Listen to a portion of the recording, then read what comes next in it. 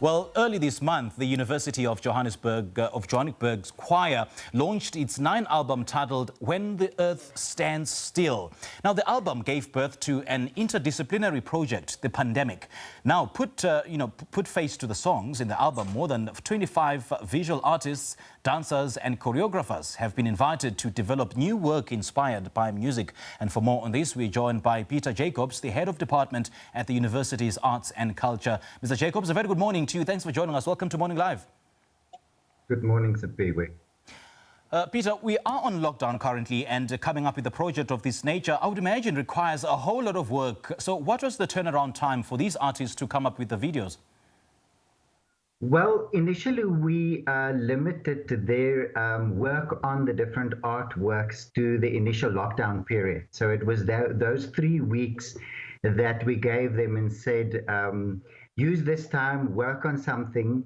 And because, often when you watch an exhibition, you only see the final product. So this is an opportunity for our audiences and our patrons to see the process as it unfolds.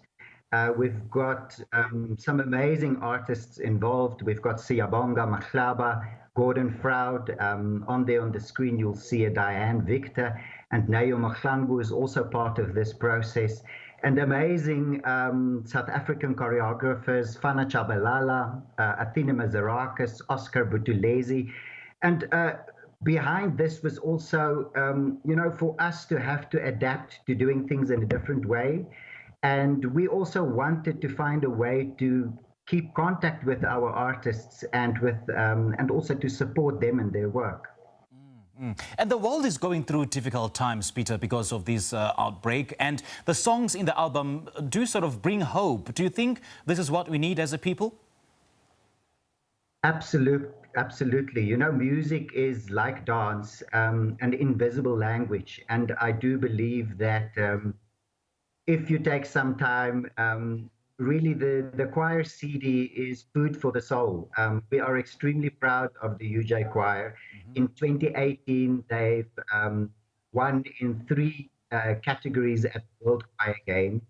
And a few years back, also came second in South Africa in the varsity six. So the UJ Choir is about 60 members, and they're really, really amazing and special, and we can't wait to put them on stage for real again. And some of the restrictions, Pieter, that have come as a result of COVID-19 are likely to be with us for quite some time. So how do you plan, to just move around them for future projects, or just navigate around them for future projects? So, Piwe, it's very difficult to, for certain, say how things are going to play out. Social activities, from my understanding, will only be allowed in level 1.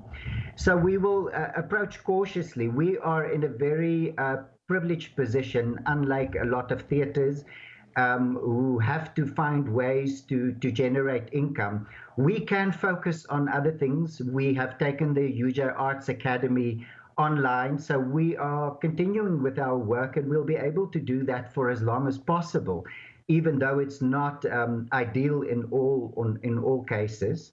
But one option that we are considering for the gallery is, once we are able to start doing things again, we will, for argument's sake, make an exhibition available to people so that they can book a half-an-hour slot. And then they will be allocated that slot to enjoy the exhibition all by themselves. So social distancing would be possible in the venue.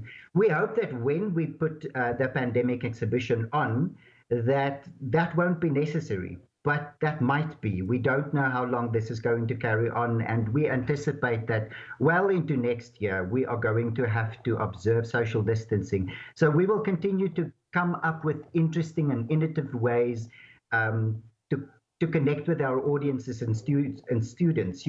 There are people doing amazing things. This is really a great opportunity for us to explore not only technology, but interesting ways of doing things. I've read up on artists who have staged a performance where their radios tune in with what is going on with something that they're watching with binoculars. So I think there's lots of interesting ways to create interesting um, interesting experiences for people.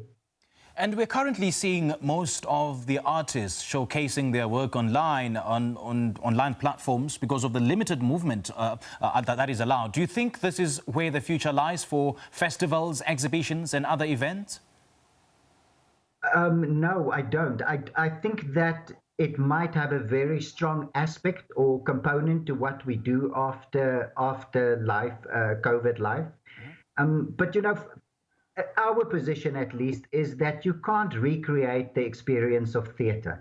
Theatre is an ephemeral, instant exchange of something. And for that to take place, you need to have the people in the room. So our position is that even though we have recordings of some of our award-winning plays that we've staged in the past, it's not something that we're going to just screen for the fact of screening it, because I don't believe that that can recreate the experience. Once you screen it, it becomes a film.